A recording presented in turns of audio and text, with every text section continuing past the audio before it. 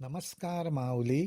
चला ज्ञानेश्वरीच्या सहवासात आपण सर्वजण अध्याय 4 ओवी 66 ते 76 ह्या ओव्यांच्या सहवासात जाऊया.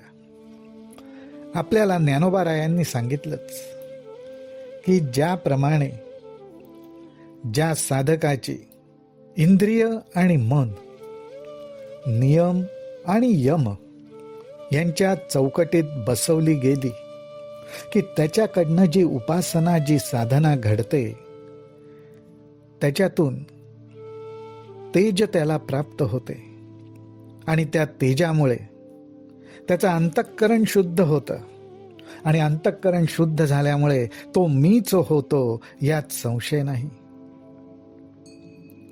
ह्याच्याबद्दल अजून सविस्तर मार्गदर्शन करताना ज्ञानोबाराय म्हणतात, एरवी तरी पाही जे जैसे माझ्या ठाई, भजती तयान मीही तैसाची भजे. माऊली हो, हा फार महत्वाचा सिद्धांत ज्ञानोबाराय सांगतायत. आपण ही ओवी परत एकदा बघूयात. ज्ञानोबाराय म्हणतायत, एरवी तरी पाही जे जैसे माझ्या ठाई, भजती तयान मीही तैसाची भजे. थोडक्यात म्हणायचं झालं तर जो साधक ज्या भावनेने, जी भावना मनात धरून माझं भजन करतो, माझ्याकडूनही त्या साधकाचं तसंच भजन घडलं जातं आणि त्यांनी मनामध्ये जो भाव धरून इच्छा प्रगट केलेली असते, त्याप्रमाणेच त्याला त्याचं फळ प्राप्त होतं. माऊली हो, ह्यामुळे जेव्हा आपण आपल्या आराध्य देवतेचं स्मरण करतोय, उपासना करतोय आणि त्याच्याकडे काही मागतोय, आपल्याला अत्यंत काळजीपूर्वक मागितलं पाहिजे. कारण आपलं मागणं काय आहे, आपण ते कशा रीतीने मागतोय ह्याच्यापेक्षा त्याच्या मागे आपला भाव काय आहे, तो भाव ओळखून त्याचं फळ आपल्याला मिळणार आहे. एरवी तरी पाही जे जैसे माझ्या ठाई, भजती तयान मीही तैसाची भजे. देखे मनुष्य जात सकळ, हे स्वभावता भजनशीळ, जाहले असे केवळ माझ्याची ठाई. एक प्रकारे भगवंत सांगतायत की हा मनुष्य प्राणी हा मुळातच भजनशील आहे, म्हणजेच चिंतन करणारा आहे, प्रार्थना करणारा आहे. भजन म्हणजे माझ्याशी तो जुळून राहणारा आहे. आणि एक प्रकारे म्हटलं तर मनातून आपण संवाद करत जे काही मागतो, जी काही प्रार्थना करतो, जी काही भावना व्यक्त करतो, ती शेवटी परमेश्वरापर्यंतच जाऊन पोचते. परमेश्वरापर्यंतच जाऊन पोचते. जाहले असे केवळ माझ्याची ठाई. ज्ञानोबाराय हे फार मोठे सिद्धांत भाव, भक्ती, भजन ह्याच्याबद्दल सांगतायत. आज परमात्म्याशिवाय दुसरी वस्तूच नसल्यामुळे आपण कुठलंही चिंतन केलं, मनन केलं, भजन केलं, प्रार्थना केली, ती परमात्म्यालाच जाऊन मिळणार आहे. परंतु मनुष्य प्राण्याचं काय होतं, परी ज्ञाने विण नाशिले, जे बुद्धिभेदासी आले, तेणेंची या कल्पिले अनेकत्व. म्हणूनी अभेदी भेदू देखती, यया अनाम्या नामे ठेविती, देवी देवो म्हणती अचर्चा ते. परंतु माऊली हो, सामान्यपणे काय घडतं तर हा परमात्माच सर्वव्यापी आहे. माझं जे आराध्य दैवत आहे, परमात्म स्वरूप आहे, तेच सर्वव्यापी आहे, असा दृढ निश्चय आपली बुद्धी करत नाही. आणि मग सामान्यपणे ह्या परमात्म्याचं सर्व व्यापकत्व लक्षात न आल्यामुळे मनुष्य प्राणी आपल्या बुद्धीने निरनिराळ्या देवदेवतांची कल्पना करतो, निरनिराळ्या देवदेवतांची त्यांच्या शक्तीची कल्पना करतो, अनेक रूपांची कल्पना करतो आणि त्या देवदेवतांची साधना करायला लागतो. जे सर्वत्र सदा सम, तेथ विभाग अधमोत्तम, मतिवशे संभ्रम विवंचिती. मग नाना हेतू प्रकारे, यथोचिते उपचारे, मानिली देवतांतरे उपासिती. ज्ञानोबाराय सांगतायत, अशा संकुचित बुद्धीमुळे काय होतं, तर अशा संकुचित बुद्धीमुळे जे मुळात निराकार सर्व व्यापक आहे, त्याच्या ठिकाणी ही बुद्धी भेदभाव निर्माण करते. देव देवी असे भेदभाव निर्माण करते. जी गोष्ट खरं तर सगळीकडे सारखी आहे, त्या गोष्टीमध्ये कुठल्याही प्रकारे उत्तम आणि अधम अशी कल्पनाच नाहीये, असं द्वैतच नाहीये, असा भेदभावच नाहीये की हा देव चांगला, ही देवी चांगली, हा देव कमी प्रतीचा, ही देवी नाहीच. सर्व व्यापी एक परमेश्वरच आहे. मुळात देव देवी ह्या बुद्धीच्या कल्पना आहेत. आणि मग त्याही पुढे जाऊन तो मनुष्य प्राणी ज्या देवदेवतांना त्यांनी मानलेला आहे, त्या देवदेवतांना काय प्रिय आहे त्या उपचाराने त्यांचं भजन करतो, त्यांचं पूजन करतो, नवस बोलतो, मागण्या मागतो आणि त्या देवदेवतांची उपासना करतो.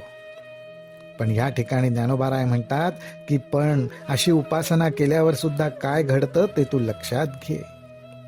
तेथ जे जे अपेक्षित, ते तैसेंची पावती समस्त, परिते कर्मफळ निश्चित ओळख तू.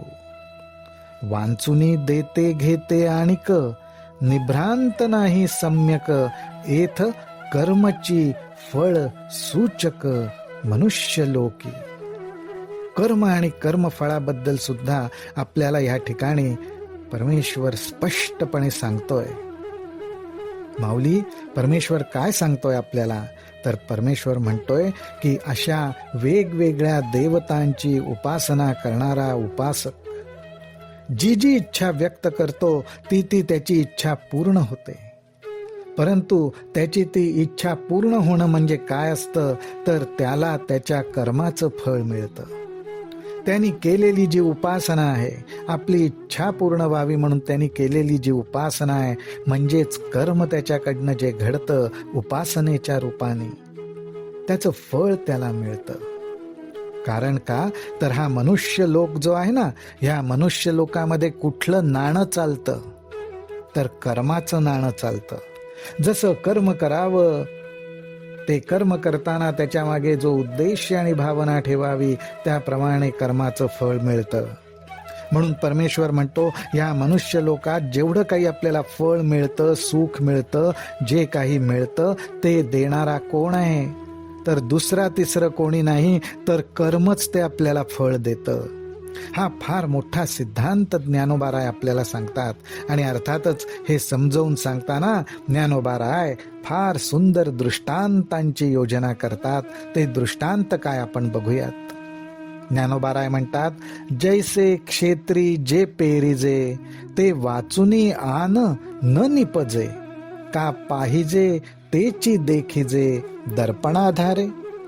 नातरी कडेया तळवटी, जैसा आपुलाची बोलू किरीटी, पडी साधू होऊनी उठी निमित्त योगे. किती सुंदर दृष्टांत दिलेत. क्षेत्री जे पेरिजे, ते वाचुनी आन न निपजे. अहो, ज्याप्रमाणे शेतात जे पेरावे तेच उगवणार. आरशासमोर जाऊन उभं राहिलं किंवा आरशासमोर एखादी वस्तू ठेवली तर जी वस्तू असेल तेच रूप आरशात दिसणार आहे.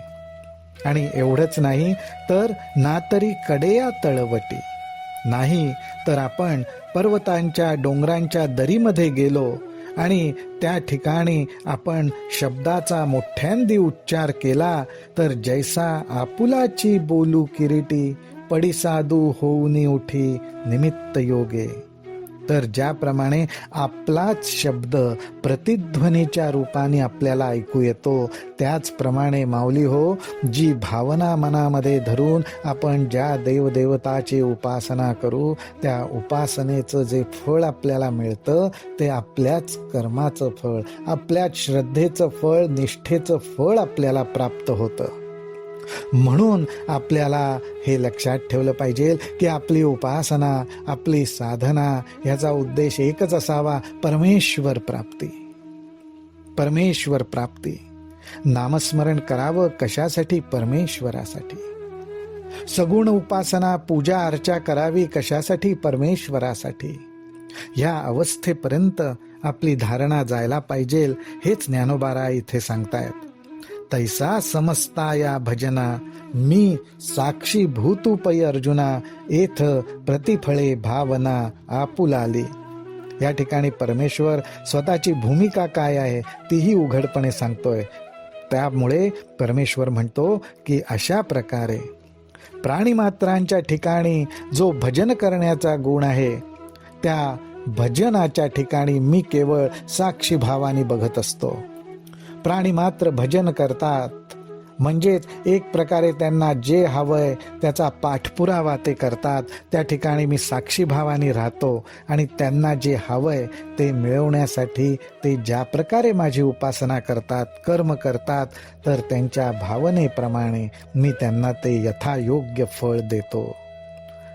ही आपली स्वतःची भूमिका परमेश्वर इथे प्रगट करतोय.